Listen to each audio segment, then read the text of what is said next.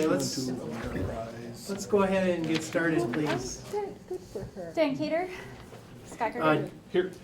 Dan is tending to District 917 business in Big Lake, Minnesota, and just got off the phone with Tim and I, and he apologizes for not being here, but he's doing work for one of our committees, so certainly understandable. All right. Lisa Hiddy. Here. Kyle Letch. Here. Angie McGinnis here. Teresa Moe is here. Vince O'Brien. Here. Superintendent Collins. Here. Okay, do we have a motion to approve the agenda? So moved. Second. Any discussion?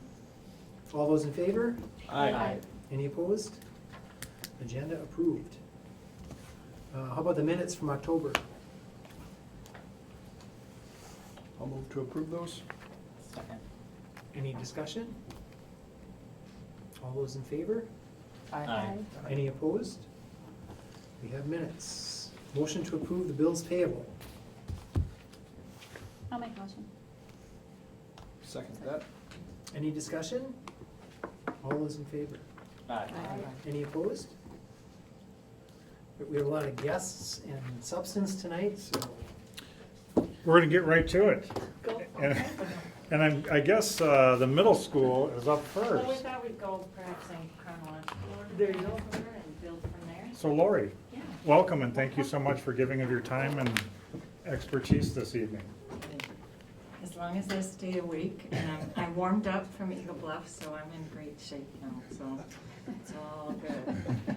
Shower. All good. Yeah, right. She didn't say that. Did it say what? No? No. All right. Well, thank you for having us as math department chairs here today, and we're happy to be here and share with you some things that we encounter every day and what's going on in our wonderful world. It wouldn't be like us as math people not to be a little bit nerdy and do something with numbers. So my first number of the night is 294. And for the middle school, that's how many years of teaching experience we have with our teaching staff at the middle school. We actually have 18 people teaching. We have one dedicated paraprofessional, Wendy Livingston, who dedicates her time both with testing administration, but then she also offers specialized math support for us, as well as numerous special ed teachers and paraprofessionals that help us in the classroom as well. And so here's where we are this year in 2014, 2015. Now, being the overachiever I am, I of course put all kinds of slides in here about numbers because that's, kind of our world. But really, the middle school level is unique and interesting, and if you've ever walked through the hallways, you know what it's like and just the crazy busyness that they are. And so just to reiterate, first and foremost, we're here because we love students and we also love math. And that's kind of the crazy joy that we have every day in teaching 5th through 8th graders every day. I know that you have done a bunch of studies once the MCA tests were released, so I don't, even though I included them in here before I left on Monday morning, I'm just going to zip through a few things here. that did zip. No, that's just a lot of color and fluff. And then I was realizing that, 5 minutes here, 5 minutes there, and just to remind you kind of where we're at, and so that you know how we look at our data and the things that we're focusing on this year. And so if you've been on the MDE website, they have added incredible graphics and ways to analyze different things and sorting. So it's wonderful for us, being the nerds that we are, to look at things. And so you'll see that the green line is the state, the red line is us, and I just separated out by 5th grade. This is just MCA 3 tests, so it's not including all students and the modified scores, but you can see that finally in 2014, we took a nice surge finally above the state line, and we're working to make sure that progresses.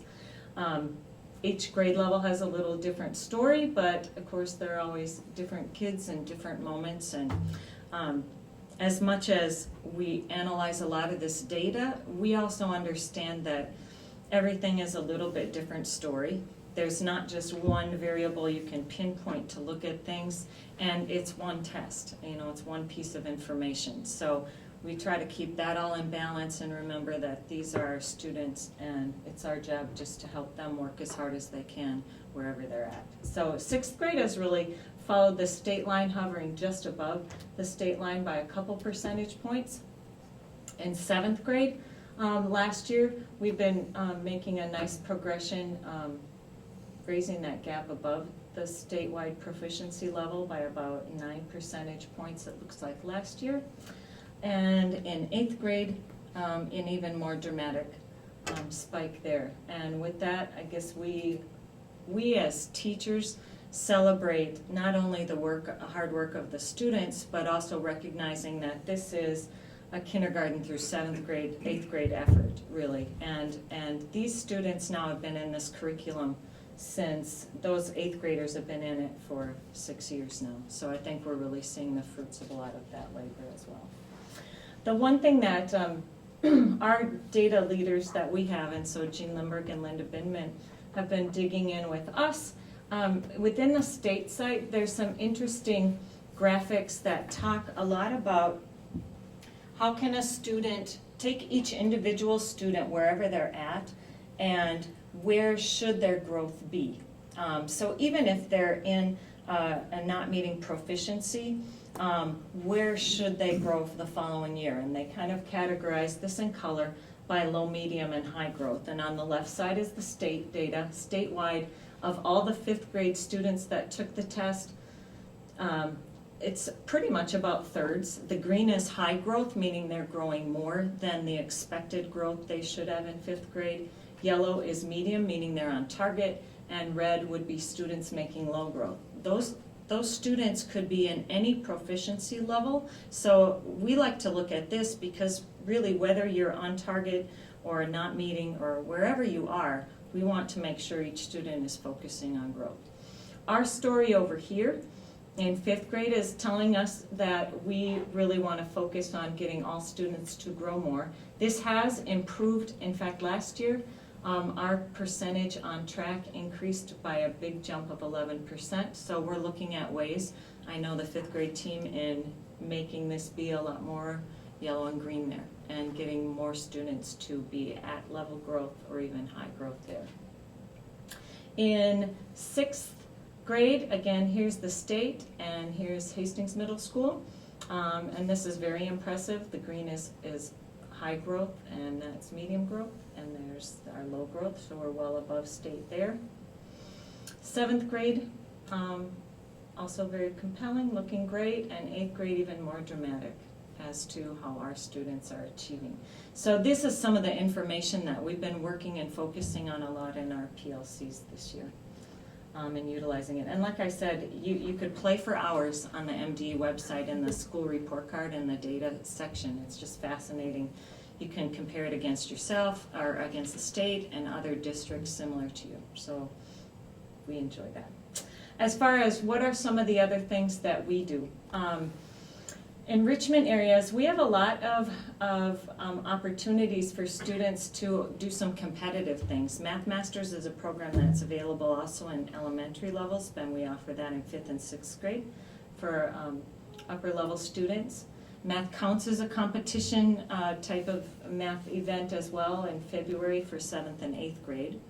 Right now, we have a math team, a competitive math team. In fact, we just had a meet at the end of October with the cafeteria packed full of students from other schools in South Washington County and Stillwater. And that will go from October until about January. Last year, one of our teams, I believe, took first place in our division. Some other things that we've been able to incorporate throughout the years. The stock market game is something that started out as a public school foundation grant, and I use it in 7th grade honors level math. I've got some students that are making some big money in some companies, so I think I need to pay attention to what they're doing and tell my people to look at those things. But now, actually, that's one of the wonders of what's happened for free now. Wells Fargo sponsors it for anyone in the state, schools across the state, so we don't have to pay anymore. And we're going to play the whole school year till the middle of April, so that'll be fun. Kim Wald and Jesse Holm Kim wrote a grant last year or the year before to infuse some STEM type things in mathematics, and Lego robotics is one of the things that the foundation has funded, and they now, both Jesse and Kim are infusing that in 7th and 8th grade, algebra and nonlinear algebra within the regular classroom, and then we offer after-school opportunities in 6th, 7th, and 8th grade with that as well. So if you really have nothing to do on a Tuesday, Wednesday, or Thursday at about 3 o'clock, come on into the back of the middle school, and it's just chaos and crazy, but they're learning programming, and it's fascinating. The 8th graders participate in Junior Achievements Finance Park, which is similar to a reality check. It mirrors the career project that they've done in the past in 8th grade language arts, and it's a simulated kind of survive for a month kind of a thing on this salary and all the expenses that you have. And then some other 8th grade teachers and other people do some things with building and engineering and some light programming and anything else we can quick learn and throw in front of the students and get them engaged in higher level thinking. As far as other technology and interventions, I kind of put these together because a lot of the technology is so wonderful that you can use it to individualize instruction for students that are either need to go beyond at their own pace or need some more practice on things. Study Island and MobiMax are tools that we've used both in summer school and in the regular classroom. To do that, you set up a whole class and set up certain objectives, and students can work at their own pacing, and you can monitor them. We've got one teacher who's starting to do some work with a flipped classroom. I don't know as much about that, but Jessie Holm did it with her algebra students for a chapter, and those students loved it. We discovered a great time test website that's been great for students to practice individualized skills. It does all the correcting. We just get the scores shot to us. It's fabulous because there's no paper. EduCreations is a electronic whiteboard, and I just wanted to showcase something that you can do as a way to get students to explain their work rather than just have them turn in a sheet or we correct it in class. Doing problem number 1. So this is the way I told them, take 2 problems and demonstrate and model them, and then I can watch it at home and they'll explain their work while they're doing it, which honestly is such a valuable thing when they're thinking about their learning and explaining it to someone else. They're writing with their fingers, they don't have styluses, so you just have to work beyond such. So first, you're supposed to combine like terms. So over here, combine the negative 5m with the positive 8m. It's going to equal 3m plus 2 equals 2m plus 11. Then you subtract 2m from both sides, which leaves you with 1m plus 2 equals 11. And then you're going to subtract 2 from both sides, which leaves you with 1m equals 9. Now the crazy part about all of this is that they're all sitting at their desk, they're all talking at the same time, but yet it captures enough of their individual voice on the microphone to gather that. The hard part is trying for me now to watch all of this while I'm watching the news or doing other things, but it's a great way for them to demonstrate their knowledge and their learning that way, and just something different that can work with technology. All right. Schoology and Google Classroom are basically online classrooms. We had the benefit of, on our last staff development day, have some mini sessions that Glenda Peak offered and was teaching many of us about Google Classroom, so I'm excited to learn a little bit more about that. And then, of course, we have our standard graphing technology that we do a lot of in various formats now, not just on iPads or just graphing calculators, but there are iPad apps and everything that we can utilize. As far as what we see with some of the challenges that I'm hearing from our staff as to what's facing us at the middle school, with budget cuts, our class sizes are creeping up. I know our fifth grade staff is really concerned about that, with a lot of class sizes creeping in the 30s, low 32s. We've got a few at about 34 and 36 in upper level classes, and so when they're middle schoolers, that's always a concern for us. The fifth grade teachers are struggling with dealing with heterogeneous grouping. They're not grouped by ability this year, and so they're really challenged with figuring out how to differentiate with such a wide spectrum in the classroom this year. And so we're just trying our best to see what we can do to offer support and help them with that. Our 6-period day has really cut into trying to figure out how we can get them to come in for individual time and get caught up when they're missed. So we're working on trying to figure that out. And there's just never enough time really to collaborate and plan and differentiate. We are on the 7th year of our curriculum this year, and I know I've talked to Laura and Cindy, and Lisa has shared with us too. The state of Minnesota should be revising the math standards this year, and Lisa just shared that that's been pushed out a year. So I can forewarn you that we'll probably have some expenses with getting another year out of our curriculum and our online resources and workbooks and things to get us through that stopgap until we figure out what direction the state's going to go, and as we review new curriculum needs that we'll need depending on what the standards are. And the last thing that I heard voiced a lot are just the students themselves and their needs today. I started teaching in 1985, very, very different back then, of course, but even in the last 5 years, and Laura and Cindy can probably echo this as well, I see students with that are just much more fragile. I think our schedule at the middle school has just become so intense, and every moment is very intense, and we're just really watching out for them, and I just see a lot more of emotional and mental health needs that I've never seen before. And so that's something that is always at our forefront and our challenges at the middle school with those students. That's where I'm at. Any questions you have, or comments, or anything that's striking you? What are some things that collectively, whether it's in PLCs or grade level or however you meet subject level, as you look at trying to move the data, you talked about more yellow, green, or whatever it might be.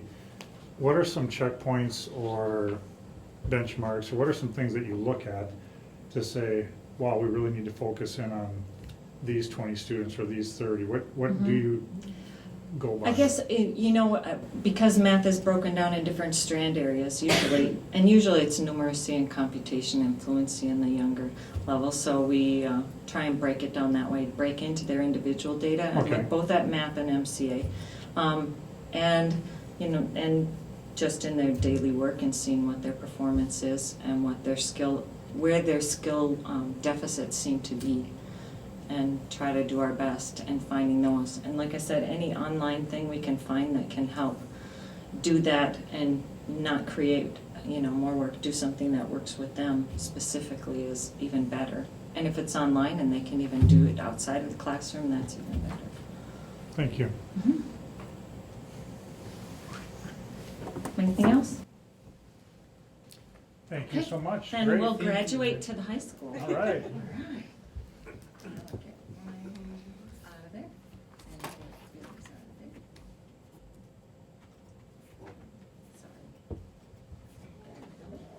Sorry. Squeeze, squeeze. I don't know where we go. Okay. I'm Cindy Oppold, and this is Laura Zabel, hello. and we are co-math department chairs and have been for a couple of years now at the high school. So this is a picture of the high school staff. We have 9.6 full-time equivalents. As math people, that's kind of funny too. Your kids always ask, I don't want to be the 2.3, I don't want to be the 0.3. Yeah. Todd Levos is the 0.6, so just Todd to be Levos clear. is shared between middle school and high school. So We have him teaching 3 classes at the high school, and then he comes over and teaches a block at the middle school. So that's our group. We just wanted to take a look at class sizes this year, as that's always important. Mean, the average is 29.185. Median comes in at 30, so middle of the group is 30. And mode, the most often occurring, is 34 kids per class. The box and whisker does a nice illustration of what our range is.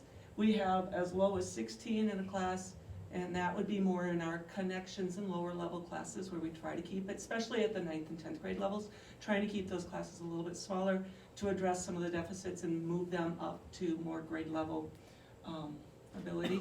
And then the middle yellow box would be 50% of the data lies between 25 and 34. So, and then our highest classes are at 38 this year. We have a few of those. That would be honors So- pre-calc. Yeah. Yep. Okay. We thought it was pretty cool, we had to be a little nerdy too, to include a box and whisker plot, so our staff was very excited about that, using a box and whisker in a real life situation. Yes, we are. It really illustrates does. nice what is going on. Well, and the other part too is where the line is in the center of the box, that 30, that means from that line above, 50% of our classes have a class size of 30 or above. That's what that means. So that gives you an idea of, the cuts in math that we've had the last 2 years at the 1.6, has affected the class size. But we still have a big range because of some of the courses that we teach. And scheduling, sometimes there's 1 hour. We run into that at the high school too with singleton courses, and you just, it's very hard to schedule. So that's been an issue. We wanted to update a little bit where our curriculum has been at. We've gone through this process, like Lori said, over the last 7 years, and this has been pretty stable now for the last couple of years, our different tracks or sequences that we have for students. What we're really excited about is the furthest over our sequence for our honors track. We had our first year that Cindy had last year of our BC students who started in 8th grade that finally took BC, Calc BC last year, and that's been a great addition to our program for the really high achieving students. We have a really growing interest in our stats course, which is great. We'll talk a little bit more about AP at the end, but just to be able to offer, and we appreciate the support to be able to do that, to offer electives in math that we can, interest some students in some of those higher courses is phenomenal. So we really appreciate that. We have kids starting in 10th grade that actually can double up with math right now. So there are some honors pre-calc kids that are also taking AP stats, and they chose to do it their 10th grade, knowing that the junior year is kind of a heavy year at the high school.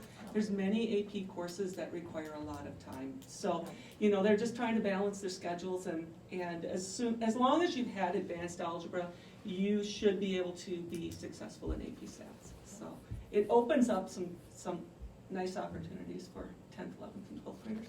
Yeah.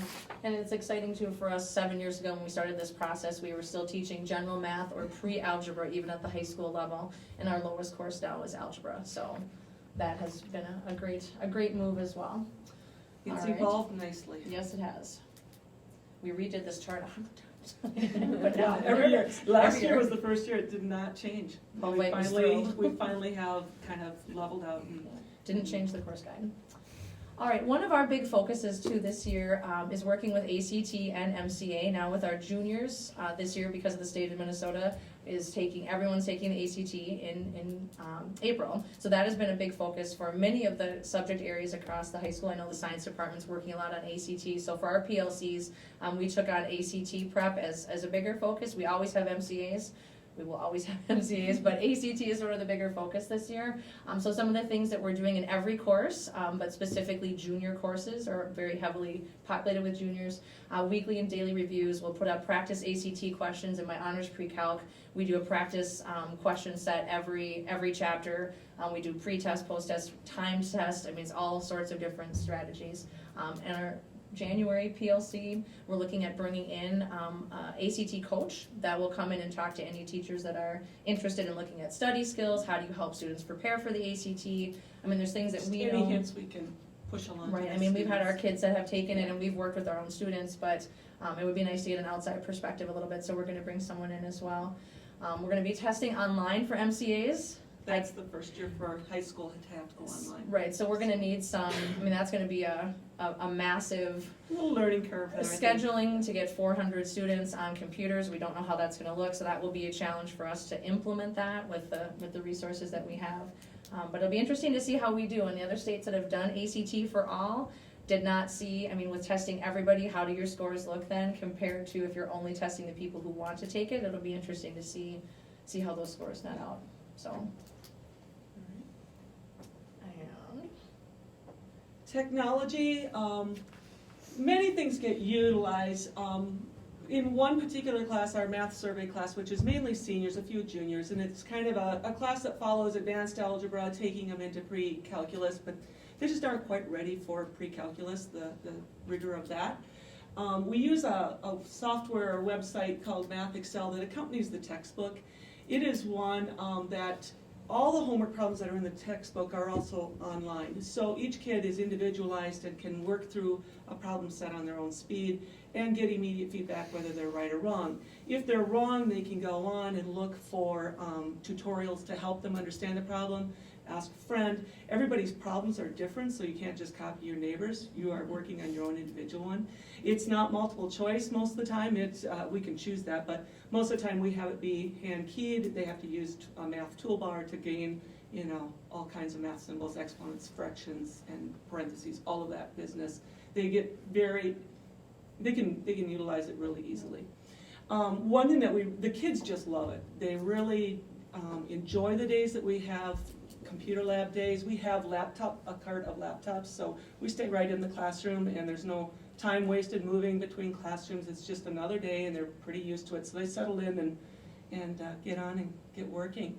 I think if they could have every homework assignment on Math Excel, that's the way they would prefer. Right. I think the part of it too that we enjoy is that it's immediate feedback for the students, but we can direct our attention a little bit more focused then, so the students who are working fine and at their pace are able to do that, and we can spend our time working with the ones that are having more difficulty and they sort themselves out, and with larger class sizes that's very helpful. So Math Excel's been a great thing. Our cow, we call it our computer on wheels. It only has 2 wheels that steer. Who designs a cart like that? Seriously. So the cow goes back and forth across the hall. That was a Hastings Foundation grant. It was, yes. So we appreciate the cow, but the laptops are getting very old, so that's kind of a challenge for us too. And I have more than 34 kids in my math survey class, so 34 on a cart isn't even enough. So we have some students that gracefully have brought in their iPads or some other things. Yeah, this is the first year that Math Excel, they can access it on their phones. So some kids prefer, they'll just use their phone and get along just fine. So, you know, as it's interesting, 3 years ago, there was a high need for laptops in the classroom. iPads didn't work so well because this is flash technology and that just doesn't agree with the iPads. So we use the laptops, but now you're finding more kids, some have their laptop right in their backpack with them. They have their tablet, they They have can do their it on their iPad. phone. And now Math Excel has become accessible through the iPad too, just this year. What else is interesting about some of these websites, I also use one, the same one is used with my Calc 2 students, but colleges use this. Yep. Colleges are quite heavy on the online homework. I know Mankato does it, St. Cloud does it, St. Thomas does it, and this is one of the major sites. This is Pearson Publishing. They work through this site a lot. The other one's called WebAssign. So not only is it good for our students in high school, but it's also preparing them for life down the road in college. And it's interesting when kids come back, they're like, thank you for showing us. We don't have that learning curve. They're up and running first day of college class because they know how to use it. So. It's been fun. Laura and I are the 2 teachers that have Math Survey, and that's the group we use Math Excel with. You have more technology. Oh, the other technologies, we do have one group of 20 iPads. That's primarily been used with geometry and also with AP Stats. So that's kind of been the focus on those. And then the laptops, as well as, graphing calculators. And Yeah, everybody in advanced algebra above has graphing calculators, so I think you have more stuff than this. All right, so AP courses, we really have seen a lot of and growth in our enrollment, which is great. We talk about balance a lot with students when they're registering, especially at the junior level, which I work a lot with. Is it okay for, and this is sort of a theoretical conversation for our high school, but how many AP courses is too many AP courses? And what is your balance going to be? What do you want to focus on? But we're really excited. We have 3 sections of AP Calc AB, that's the first half, and then 1 section of BC, which is 27, which is awesome. That's that top level, and then 2 sections of AP Stats, which has grown from 1 pretty small one to 2 decent sized classes. So that's where we're at, and then we'll test all of those kids in the spring. So Yeah. and they're doing their fun. That's, I think, is that Craig They're- Nielsen? That's Craig Nielsen, It yeah, is. Oh, and Matt Gideon. Gideon, So yeah. they were in Calc 1 last year, and after the AP test is usually the first week of May, so then it's finding topics to do after that. And some of it, what I try to do is some projects that they can really put to use the calc skills that they've learned through the years. So we can have a week where it's kind of fun, and this one they were doing volume by cross sections, so making a model of it. Schoology is another technology piece that we have been going to. It's a platform used by many departments at the high school, and hybrid classrooms are springing up all over the place at the high school. So it's one, that's one of my web page, or my Schoology pages for Calc 1. And I have flipped the classroom occasionally, and then this week I've been teaching old school, so we've been teaching, and try to do that balance so that kids that don't prefer, watching a video can get also some attention where we just do standard teaching. So, but the flexibility has been just wonderful. Even today, Calc 2, they left the classroom and they were going to do an online assignment, and Matt Gindier actually came in and he said, that one was really, really tough. And so I said, okay, let's just switch it up. And I can send out an update to the kids, and they get it throughout the day. I'm like, hey kids, let's switch it over. If you find that one challenging, here's some other problems you can try. Here's the worksheet, posted it, and they're good to go. So, it isn't just the 45 minutes you have them anymore in class that you can communicate with them. So that's kind of fun. I think a lot of students are used to Schoology because English and social and chemistry, there's a lot of courses, you get to hear our voices at home, which I'm sure the parents appreciate. Or at coming into your conferences, living like, room. I recognize that voice. Gus. Exactly. This is what you look like. I've heard you every day on the kitchen table. So it's an interesting thing. I don't use Schoology. I'm signed up. I haven't gone to that. I have posted though on my webpage. So I just attach a video to my webpage, and so I think many math teachers have sort of dabbled at least in that. It's a great option. It's a great tool. Yeah. I don't know, what else we got, Laura? I don't remember. That's it. That just gives you a little glimpse into our world. That's awesome. Questions, you guys? Here's a silly question. Yeah. Excellent. With an iPad, if a student's bringing an iPad, can Yep. they download sufficient apps where they wouldn't need to buy the Graphing because calculator? the graphing calculators are so expensive? Is it- Right. Oh, there are other apps that definitely do the same work that the graphing calculator does.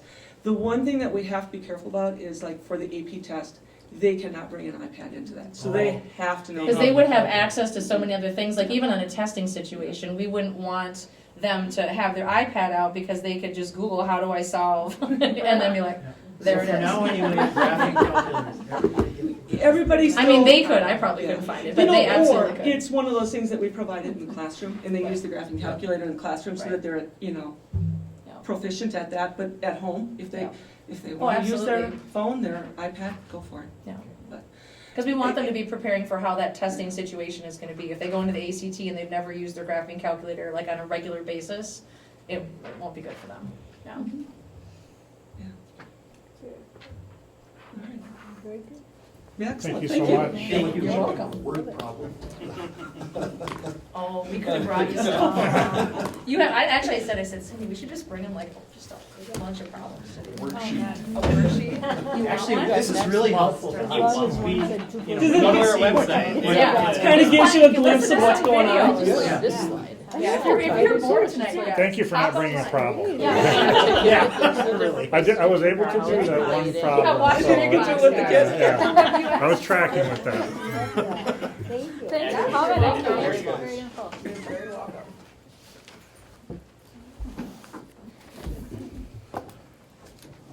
Well, some other good news, and they kind of led right into it. It is our technology, and as you see our use of technology, it is everywhere, and we definitely, I continue to like the approach that I heard tonight. Teach old school, teach standard, mix in some flipped, mixed in some online.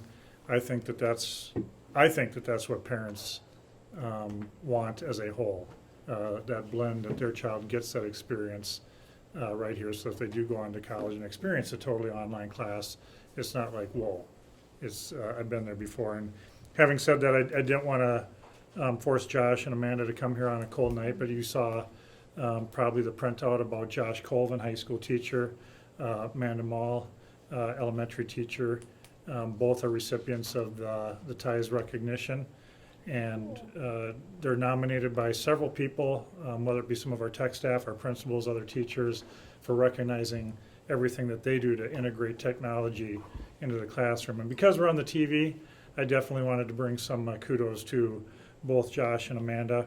The TIES conference is a very, very large technology conference in the upper Midwest, and both of them now get to go. I believe it's around December 8th or December 9th, and they get recognized and they get to attend on that day for free. So thank you to Josh Colvin and Amanda Mall for all the extras that they do for our students as well. And then going into our superintendent's report, I'm going to turn it over to Aaron. I know that he wants to get home at some point so he can make sure that his 12-year-old is doing her math at home, or the flipped classroom. So Aaron, take it away and walk us through our report. Well, thank you very much. I appreciate the flipped classroom because it's getting harder to do. So, do I have this set up properly? I'm not sure.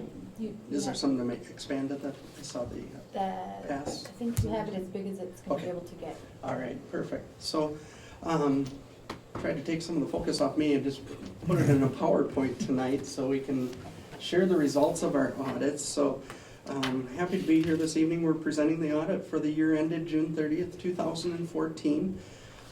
As you can see here, I'll get right to the auditor's role. We have issued an opinion on the financial statements that includes the district audit. There's also the separately reported student activities audit. Minnesota statutes require school districts to be audited under government auditing standards, but you're also required that because you receive in excess of the $500,000 threshold for your federal awards or single audits, so you're required by that as well. We have the federal single audit requirements to share with you tonight, the results of our testing, and then the state laws. The Office of the State Auditor has 7 areas of compliance testing that are applicable for Minnesota school districts. And then the manual for activity fund accounting related to the student activity audit. So you can see we have several areas there. You've received 3 reports tonight. The financial statement, the student activity audit, and the management report. So there isn't anything new in my presentation tonight. If you're following along, it's right in the student or in the management report that I'm going through here. So the results of our audit and opinions, we have, looking the wrong way here. We have issued what is known as an unmodified or a clean opinion on the basic financial statements. So exactly what you're looking for. With the single audit, we did not have any findings or compliance issues to report. And then with the state auditors, we just had one area, and I believe it may be along with regarding documentation here, but there are certain requirements that apply if a board member spouse is a part of a bargaining group, and the board member should make sure they're abstaining and making sure it's documented. So the contract passed unanimously, so it didn't have any impact on the report at all. So, but that was our only legal compliance or any finding at all with the financial statement audit. With the student activity audit, we have, I believe, the similar findings that we've had in the past. With all of our student activity audits that we issued, they are on a cash basis of accounting, so we give that finding with all of our school district audits for student activities. For the completeness, or we've qualified the opinion for the student activity audit. So not uncommon, it's exactly the opinion we've been giving in all of our student activity audits. And then with internal controls and compliance related to the cash basis, just controls when it's regarded to a cash basis audit in the small volume of activity or the small amounts of high volume of activity. The completeness is the internal control.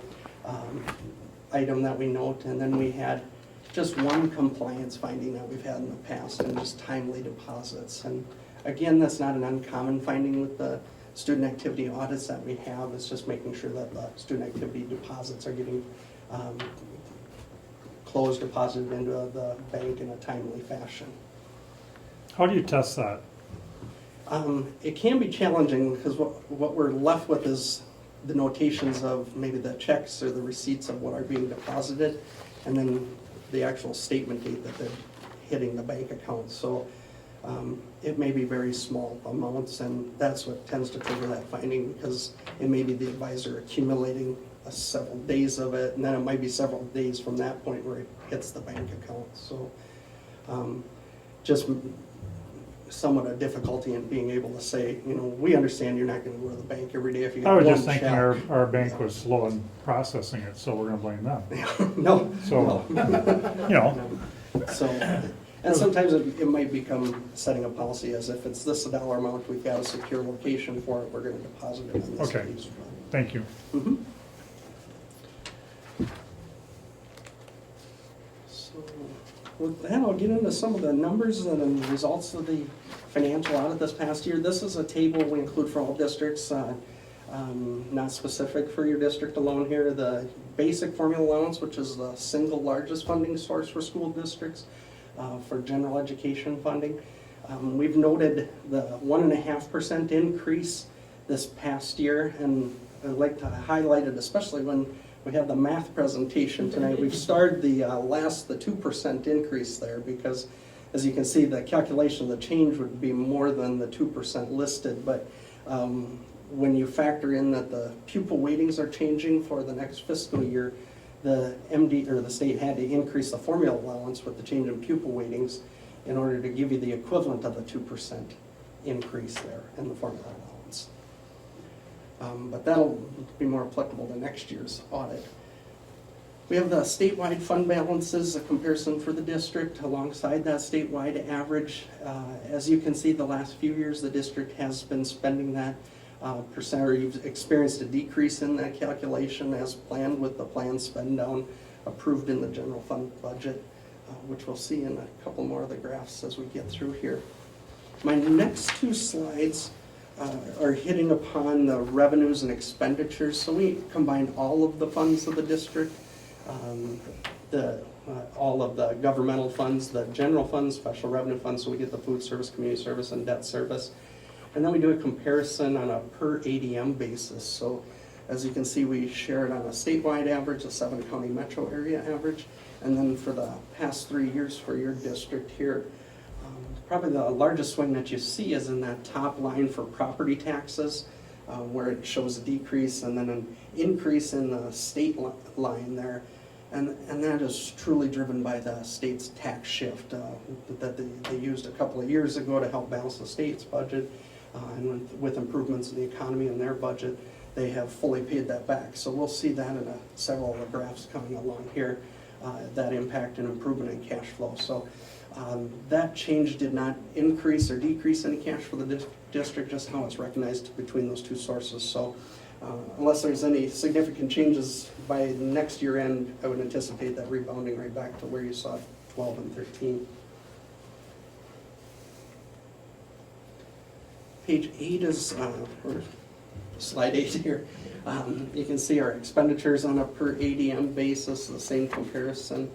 A couple of my notes, you see the timing of projects will have an impact, so you can see the district experienced a decrease in that general fund capital expenditure line, while overall had an increase in the total general fund. The majority of that, or the largest increases, you can see right in that elementary and secondary regular instruction program. Another factor you have to consider when you get into the declining enrollment, certain revenues and expenditures that you have, maybe debt service, they're not driven by a per pupil amount. So that'll also play a factor in some of the changes when you have a steady levy amount or a steady expense amount, but a different denominator to base that per ADM amount on. With that, it gets me through some of the general items here. Now we're looking at just the general funds. So To me, what I feel a little more comfortable with presenting, it's more your focus on the budgetary process and then how the UFAR's manual, how the finances are operated. The general fund, by far the largest individual fund of the district, the primary operating fund.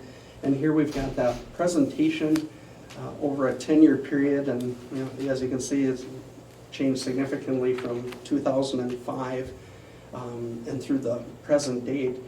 You can somewhat see a little bit of a smiley face here if you look at the cash balance, the swing there, and that really reflects the time period that we've experienced with the change in the tax shift and the metering of aid payments, and 2014 reflects getting back to that 90-10 payment schedule that the district had received, or all districts received back in that 2009-2010 range, as well as the full payback of the tax shift that was used as a tool for a period there. So you can see even with the declining and spend down of fund balances was anticipated in the budget, the actual ending cash balance is higher, so it reflects that back to the 90% and the tax shift payback. This is a breakdown of the various components of fund balance we've talked about in the past for the general fund. We've got non-spendable, then the breakdown between committed, assigned, and unassigned fund balances. And again, you can see that decrease this past year from 13 to 14 in the unrestricted fund balance percent, as well as the unassigned fund balance calculation.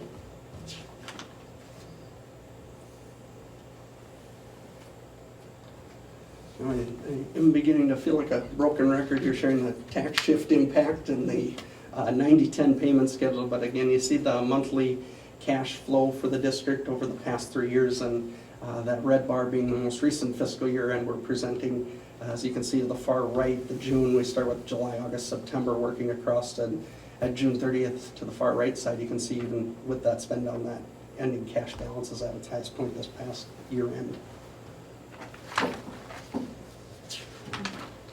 I believe this is probably a new graph to your district this year that we had not included in the past, so the next graph is the one we traditionally showed, I'll get to with the change in pupil units, but this is simply showing a 10-year history of the enrollment for the district.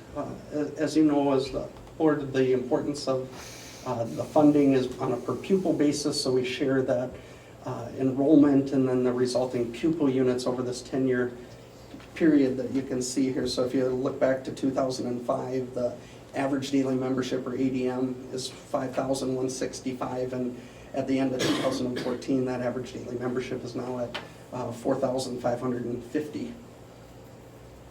The graph we have here is what we've traditionally included in our management report, just showing a percentage. So I liked adding the other graphs so you could get a feel for what the overall change was for that time frame. But as you can see, the district has been experiencing a declining enrollment. This past year, a decrease of about 1.5%, as you can see in the average daily membership, and nearly that with the resulting pupil units. So, which has been anticipated when we're testing the revenues and resulting variances with the state aids and so on. With that, I have just a couple more graphs on the general fund. We spend most of our time with that as the primary operating fund. The table we have here gives you the budget to actual to the prior year comparison. And again, you can see the tax shift impact when you compare to the prior year, and then the decrease in taxes and an offsetting increase in state aids there clearly coming through. That tax shift amount for your district was about $4.2 million and what was shifted between the years in those two sources. Overall, your general fund revenues this past year were about $47.7 million. And when we compared that to the final budget, the ending actual amounts were just under what was anticipated in the budget of 0.4%, so less than 0.5% of a variance for the revenues overall for your general fund.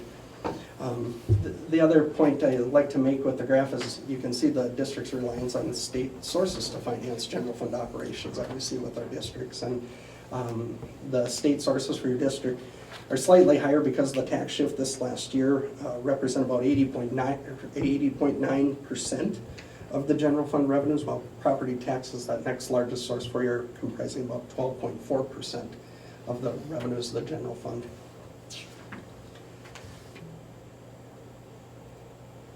On the other side of the general fund operation, the expenditures that flow through there, we provide that same breakdown of budget to actual to prior year. Common with all the districts that we work with, independent school districts, the concentration of salaries and benefits to operate the education of of the students of the district. Salaries and benefits make up about 79% of the spending of the general fund. This past year, with the district having a planned spend on a fund balance, there was a $49.6 million in general fund spending, and they were held within the appropriations approved by the budget within 3.4%. So actual expenditures were about 3.4% under what was approved by the board in the final budget. And with that, it gets me through the fund. The other two operating funds that we include, we don't graph the capital project funds or the debt service funds because they can change quite drastically if you issue refunding bonds or one-time bonds for construction activities. The fund balance will change quite drastically because you're using those resources, so we don't show them over a period. But the food service fund and community service funds, more operating in nature. This past year, just sharing relative size to the general fund, your food service revenues were about $2.2 million. The community service fund was about $2.5 million this past year. The variance in what was anticipated in ending fund balance was within $61,000 for Fund 2, the community service fund, or I'm sorry, the food service fund was within $61,000 and the food service fund was within $61,000 and the community service fund was within $82,000 of what was anticipated in that year-end fund balance for each of those operations. Fund balance in food service fund was about just under 12%, and the community service fund was at about 13.6% at the end of this past year. And then my last slide for the audit is with that entity-wide presentation. So the focus of all the individual funds, as we've talked about, is on currently available financial resources or the modified accrual basis of accounting. So it doesn't capture the capital assets, the buildings and infrastructure of the district, nor do the individual funds pick up the long-term debt of the district, the bonded indebtedness, et cetera. And that gets captured in these entity-wide presentation statements. So when we include all of the governmental funds and then as well as the long-term assets and long-term liabilities, you can see it was almost a break-even year in that entity-wide presentation, increasing just $60,000 overall. But you get a different picture when you look at the individual net position components. So we've got a couple of tie-outs here because I'm sure as accountants we like to tie things out a couple of different ways. So we got from your governmental funds to then that entity-wide governmental activities position. And then the breakdown of that governmental activities, the net investment in capital assets takes a look at what are the total cost of your capital assets, the buildings, and then we offset that by the outstanding debt, the bonded indebtedness of that. So you can see a comparison to the prior year, just a slight increase in that category, the largest category of net position. The restricted net position is buildings fund balance for sinking fund requirements of one of the bonds for the district, so that's the increase that's there, restricted for that purpose. And then the decrease that you're seeing in the unrestricted component is simply the planned spend down consistent with that of the general fund. So overall, it gets me through the presentation. You may have noticed at the end of the audit book, I didn't get the slide into your presentation, so I apologize, but there is a discussion about GASB 68 and some new pension standards. So we're going to see a drastic change in your financial statements on this entity-wide level. It won't impact your budgeting or the general fund level, but with GASB 68 now, districts and any participants in pension plans have to record their proportionate share of any overfunding or underfunding of those obligations or those pensions. So TERA and PERA, they'll do calculations and share what is Hastings' proportionate share of that obligation, and you'll have to show that on your entity-wide financial statements. So nothing that you'd really have any control, and all districts are going to be impacted proportionally, but it's going to be a little more challenging as we move forward because they can those pensions can really see big swings, and if they have a good investment year or a poor investment year, that obligation changes drastically, and that'll have to be part of those entity-wide financial statements. So, I know you've had a lot of information tonight, but. Any questions for Aaron? I just want to comment that for me, it was much better to have the PowerPoint. I was able to just focus and follow along with you rather than flipping. So I know this is the first year you've done a PowerPoint with us, so from my standpoint, I appreciated it. It helped keep me focused on where we were going, so thank you. Thank you. You know, there's better and worse ways of doing what you do. You do it very well and also have a lot of authenticity and legitimacy, so we respect what you do and how you do it. Thank you. Thank you. Very much. Thank you. How many years has it been? Now, I'm not sure. Hastings. I'm not sure. It's been 6 or 7 at least. I wasn't the partner at the time, so. Thank you. Thank you. Next time, we'll have to have an abstention on that vote. Sorry to blemish the audit. I did the first time, I must have forgotten the second time. Yeah. Actually, we just did that to see how good our auditing firm was, to see if they would catch it. And if they would have failed that, we wouldn't have hired them back to next year. So if you want to, would you please skip to the first item, Mr. Chair, so we could. Yes. What?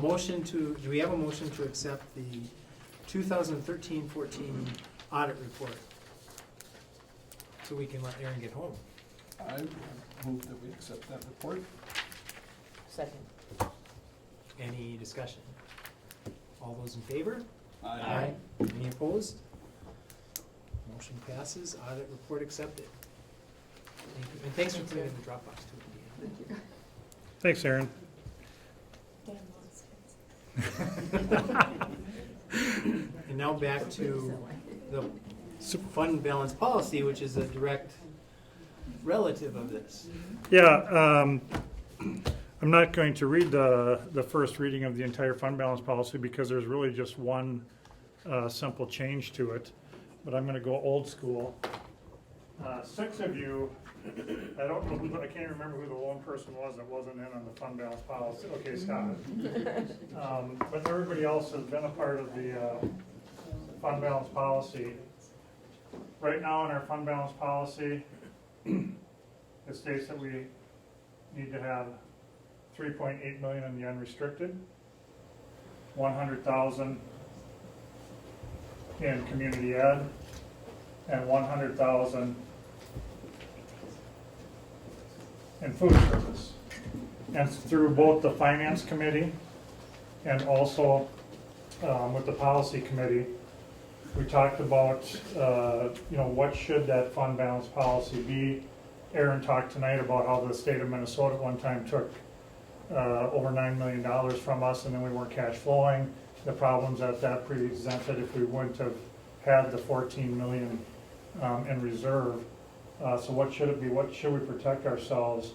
And Aaron, if you were still here, would say that from his standpoint, probably 1 to 2 months of operating expenses is what the national criteria would be for an auditing firm. And of course, he's going to say, well, I can't tell you for sure what to do because I'm your auditing firm.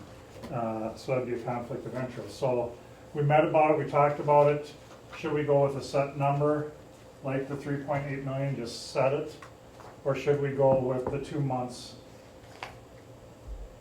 operating expenses here? And both committees came back, board members on both committees kept coming back to the 2 months with, if you put it at a dollar figure, it's around 7.4 million. And of course that changes depending, because it's 2 months operating, so it depends from year to year, so it's going to change a little bit. So both the finance committee and the policy committee said, no, we like the rationale of being able to state 2 months of operating budget. We decided to come forward with a recommendation and keep this still at 100,000 in both of these areas, basically for 2 reasons. Number one, there isn't as much volatility in those fund balances. Food service, if they're starting to have some up costs, then we raise the meals by a nickel or a dime. We pretty much know what our set meals are. Same with community ed. Mary O'Brien typically on community ed, if we have increased costs, then she reduces programs, et cetera. So the other part of it is also, this fund can help out these two funds if they go in the red. These funds, by law, can't help out this fund if it goes in the red. So if you have 7.4 million sitting here and something really strange and weird would happen over here, you can take some money from here and put it into here. So basically, the first reading of the policy, and you don't need to vote on it tonight. It's just that in December we'll vote on it.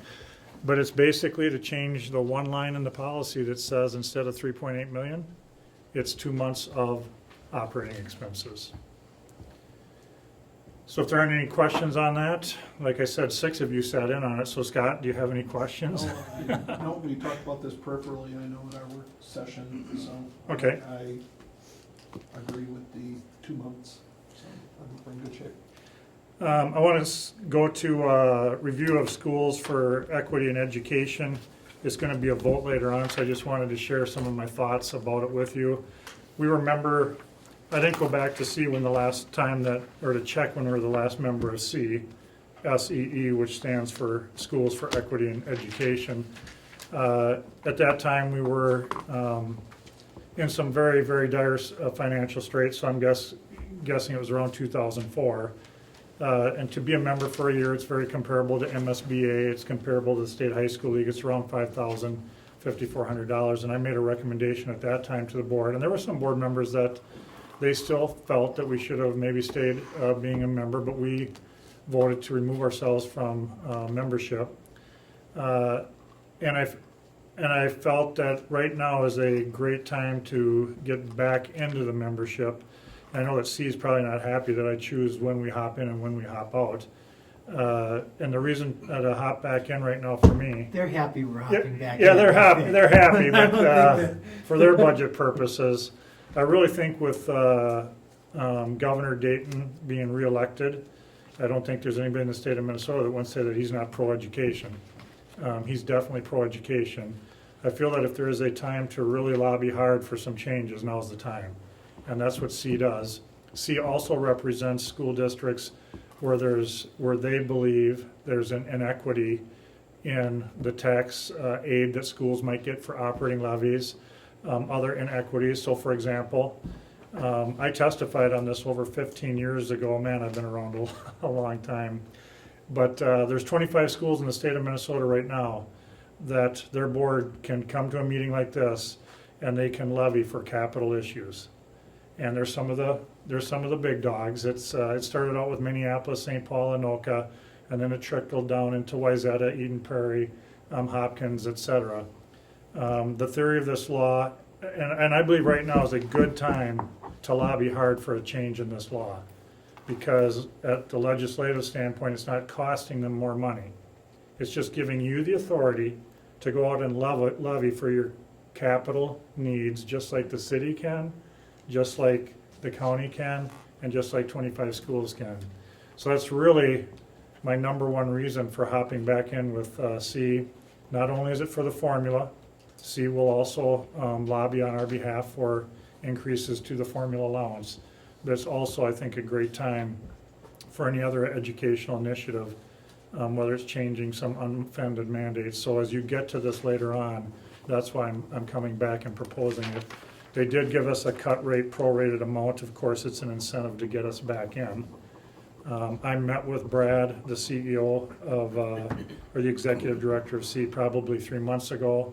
He wanted me to join 3 months ago, and I said that I'm just going to wait to see who gets reelected. So that'll be a vote that you can think about later on here in the agenda. The next one then is, we've talked about this a couple times over the last year. We talked about it last year after we went through the budget reduction process. And our last work session, we spent some time on it again. I don't think there is this great scientific formula of how to do a budget reduction process. It's what works for your community and what works for you as a board and what works for me as a superintendent. So I don't have it on a vote, but I just wanted to officially walk you through it of what I was thinking for this year. And the dates I just threw dates in there, it'd be somewhere in January, because we'd have to check our calendars, we'd have to check what's going on for activities, et cetera, but it gave you a rough time frame. But basically, at our upcoming December board meeting, we as a board, Kim would be here, not only would we be going through the truth in taxation, but we would put up that 5-year projection again, based on some anticipations that we've always used. How much will the state give us? How much will our enrollment decline? How much will health insurance go? You know, the meat and potatoes of what we did our projections with. At that meeting then, we would look at that and we would come to a conclusion of what we feel we need to cut right there in December rather than waiting till late in January. So you as a board would know, I would know, principals would know, the community would know, we're gonna cut 200,000, we're gonna cut 300,000, we're gonna cut 400,000, maybe we won't cut anything. But that's the first step of the process to do that in December, a month earlier than what we did before. Then, after we do that, I place it on the website, send it out e-news. Vince and I hop on Hastings cable television. We talk about it, what the rationale. So we get the word out there as much as we can about why we made that dollar amount. Then I just picked a date, January 11th, it's Sunday, but somewhere in about that second week, so that the communication is district-wide at the same time. Board members would go out to each of the sites, we'd divvy them up, and it'd be just a very informal, low-key. We set out, we're cutting this amount, give us your thoughts on what you think should be cut or not cut or why. Then I would like to do it then that same evening if possible, then have a community meeting that would be the same. We'd go through the 5-year projection, we'd go through how we came up with the cut amount, then we'd break into small groups of board members meeting with community members on what they think should be cut or shouldn't be cut. Then after that, I think that I know I heard very loud and clear, I won't say I think, I heard loud and clear that it's very difficult to feel as a board member that you're in the loop when you're not in the loop. Even, I don't care how much communication that I give Angie, or I don't care how much I give Scott, or how much Scott gives Teresa. If you weren't in the meeting hearing all the statements, everything, you just can't get a clear picture.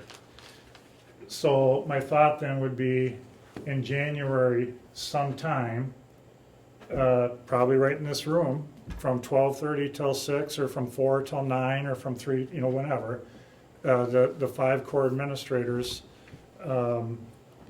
6 core administrators would be sitting in here with us, and we'd start going through, what are we thinking? And then we would take some time again, then we would do that again in February, at enough, you know, we'd hit it again, because you're never gonna get it right on the first time. You do that a couple times, and then at the March board meeting, we bring forward the reductions. Then at the April meeting, you officially act on them, because then that allows the timelines for anybody who would be tenured. I'll just go for a thumbs up or a thumbs down. 1, 2, 3, thumbs up or thumbs down. All right. Well, I think To try it. you responded, and we all talked about ways to try to work with what we thought we learned Right. last time. The feedback we received from the community Yep. in those meetings, outside of those meetings, in the grocery store, you Yeah. know, wherever Staff. exactly, And it'll- and the staff. And it'll still be tough. Yep. Oh, yeah. It'll still be very tough, Yeah. so. Okay, so that's, like I said, and if this process doesn't work well, then we talk about it again and adjust it for the next time that we do it. And keep modifying it till it works for us and it works for the community. And I'm double checking, Kim, we will have the 5-year projections ready by that December meeting. We, meaning you. Oh, wait. You meant to include KDWA on that sheet. Oh, yes, that list KDWA of, too. ways to Yeah, go. sorry. Sorry, Dan. Dan's here. Okay, Next up is a motion to approve a resolution establishing combined polling places for certain multiple precincts and designating hours during which the polling places will remain open for voting for school district elections not held on the day of a statewide election. Are we gonna have a visual on that? No? Can, if you want. we actually do, if you want it, I'll we- turn this back on. Well, what does the board feel? I mean, we've talked about this, we've been through it. Do you wanna see the slide? Do we want to do that for anybody that would be viewing this? probably. I think that'd probably be a good idea. I agree. But I'll just start leading into it. I'd say, I don't know the exact time frame because I don't have a mind like some of you where you remember the exact board meeting and the exact date that this was said. But I'd say about 5 years ago or so, we talked about shrinking our polling places. And at that time, through work sessions and everything, we decided not to do it. I brought it back again. It comes back to, again, how many polling places should a school district our size, a community our size have? I also look at the fact of our staff, whether it be Deanna, whether it be Frank Ann, Steve Yans, et cetera, as we're running around setting up those polling places. Deanna pulled Rosemount, Apple Valley, Egan to see how many polling places they downsized to, how many people vote per certain polling place. And when you look at all that through 2 work sessions now, we've had lengthy discussions on this. And I thought it was now time to bring it forward to a vote.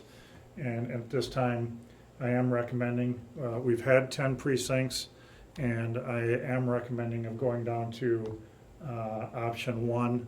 And that's basically, if you would read this entire resolution, option number 1 is going from 10 to 6 precincts.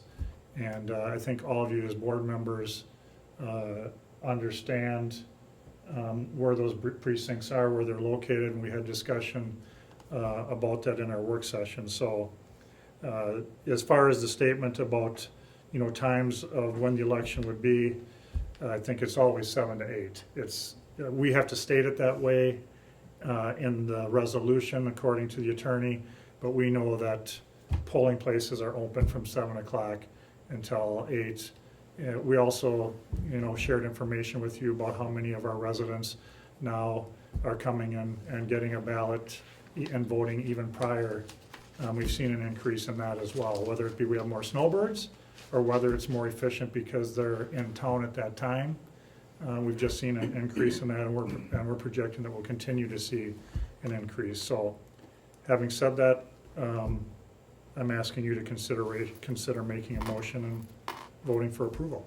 And the only change on here is that the combined precinct for township south of Hastings is Tilden Community Center on the resolution. Not the middle school, for all kinds of reasons. Do we have anybody to make the motion? I'll make that motion. I'll second. Any discussion?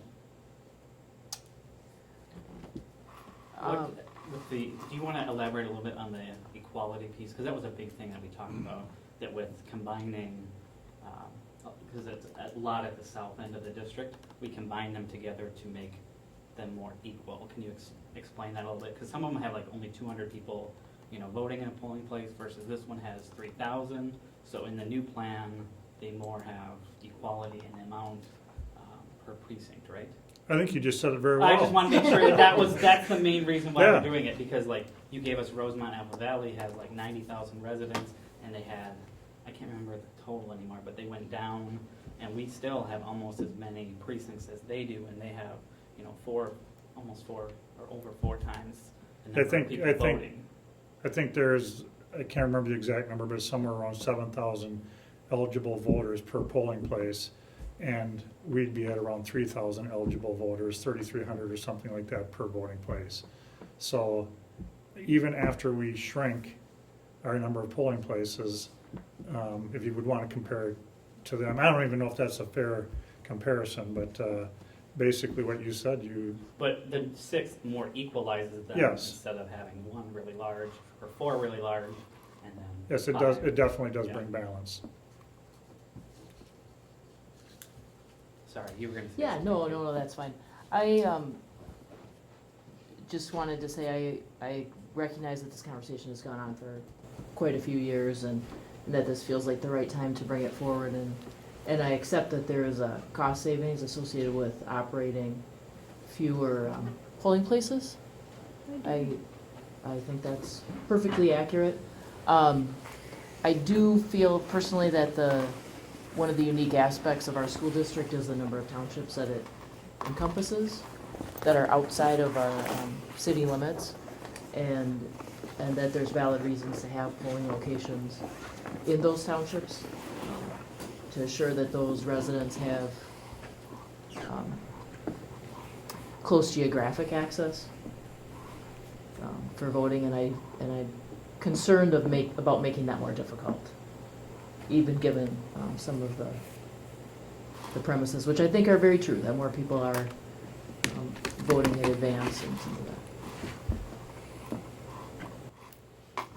The record should reflect that Dan showed up from the 917 business. By the way, I that's can't believe pretty- you're only at this point on the agenda. I came all the way from Big Lake. Yeah, it's pretty fast driving on your part, Dan. I take it 94 is clear at this point. I actually came down 10. Okay. I think that was a good move. I hit the lights correctly, so. So we are in the middle of the discussion on the polling Yep. things. Gotcha. Does anybody else have anything they want to discuss, say? And this is a roll call vote, I believe. Yep. You ready to? Dan Cater, Yes? Scott Gergen, Yes. Lisa Hadeen, No. Kyle Latch, Yes. Angie McGinnis, yes. Teresa Mose? Yes. Vince O'Brien? Yes. Thank you for the time and discussion that you did put into it as a school board. Next up is a motion to approve the payment of the Schools for Equity in Education membership fee of $2,078.31 for the 2014-2015 school year. Dan, you missed the short blurb by Tim, but you were here when we dropped, so you remember. And this is getting back in the C, the Schools for Equity in yeah. Education thing, so. Yep.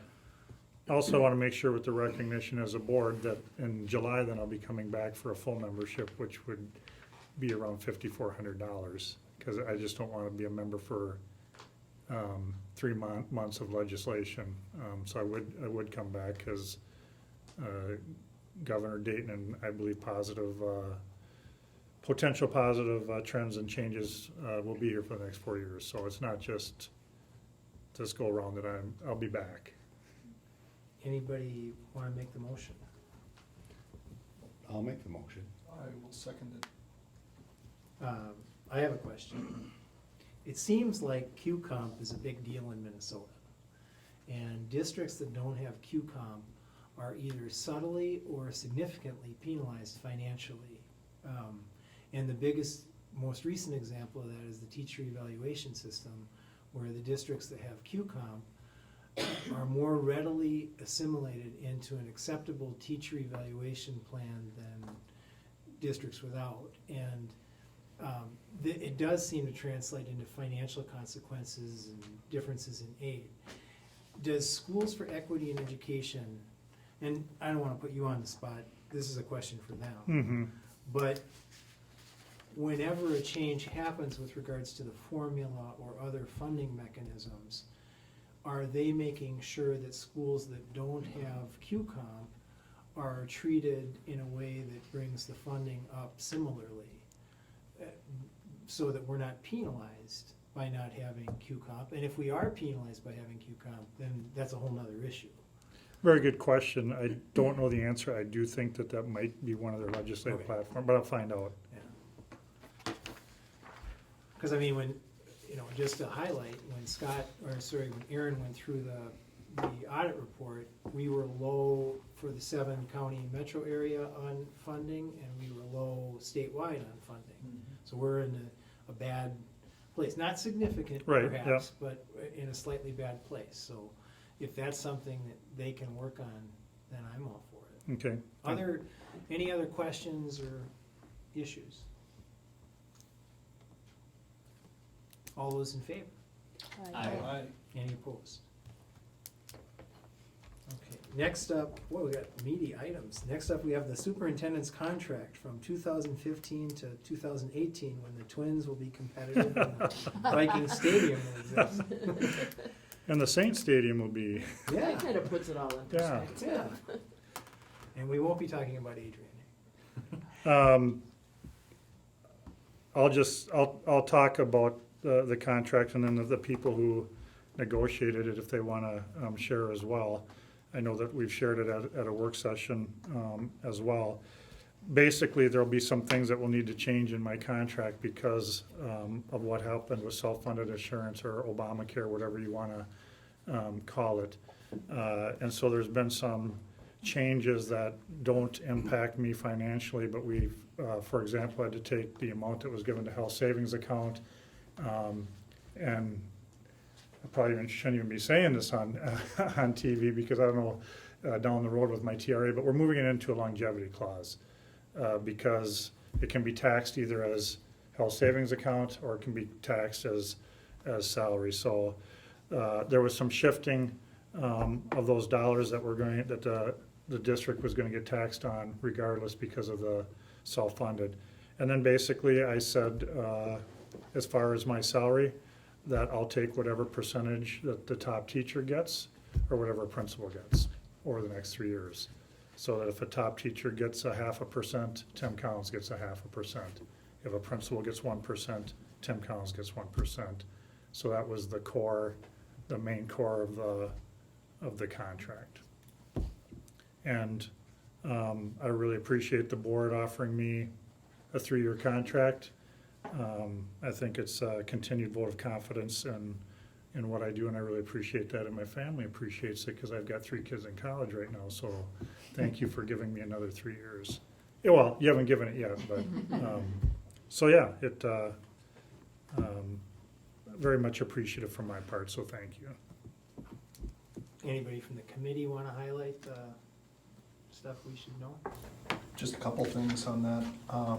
One, I did meet with Kim prior to this, went through, some of the calculations on it. Everything was perfectly in line there. This was really the first time I had been through any type of negotiation with Tim on this, and I just want to thank him for his, he was very open, very honest, very cooperative. It was a very easy negotiation, I felt, so, and very fair. So, thank you for all your years of service here and 3 more. Yeah, thank you, and I hadn't done it in other contracts, but it would be advisable for you as a board to always have Scott or a board member go meet with the director of business. Because you need to just double check to make sure what I'm saying to you in a meeting, that I'm not stretching the truth or whatever it might be. I've never done that in other contracts, and I just think it should be something that you should always do with the superintendent. Your auditing firm would say it's a great checks and balances, so that's why Scott did go meet with Kim, so thank you. Is this contract number 5 now, 5? yeah, Okay, might be heading towards a record here pretty soon. oh my. Do we have a motion? I will move that we approve the superintendent's contract. I'll second. Any discussion? All those in favor? Aye. Any opposed? Contract's effective. Then there's a number of leaves before us. And just to let you know, I'm not gonna get into particulars, but some of the leaves you as a board are where we've been having some behind the scenes discussions with. And so I'm bringing forward those leaves to you and saying we approve them as we've presented them. And so sometimes with the leave, do they use their sick leave days? Do they use their personal leave days? What do they use to make up that leave? Those are some of the discussions that you as board know that we've been having. But for the purpose of tonight's meeting, we were saying, yes, you are granted FMLA parental leave as you've asked for on the time frame. And the other particulars always get worked out with Jen on, do you get sick leave days, don't you? Do you get parental leave days according to the contract, et cetera? So I am recommending all of them do get approved tonight. Anybody wanna make the motion? Make that motion. I'll second. Any discussion? All those in favor? Aye. Any opposed? Motion carries. And then we have a couple of resignations. I'll make the motion. Second. Any discussion? All those in favor? Aye. Any opposed? Resignations accepted. And then the retirement after 13 years as a cook. I'll make that motion. Second. Any discussion?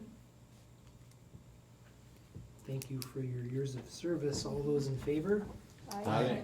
Any opposed? Motion carries. Reassignment. I assume that's related? No, effective October 27th. Anyway, do we have a motion? I'll make that motion. I'll second.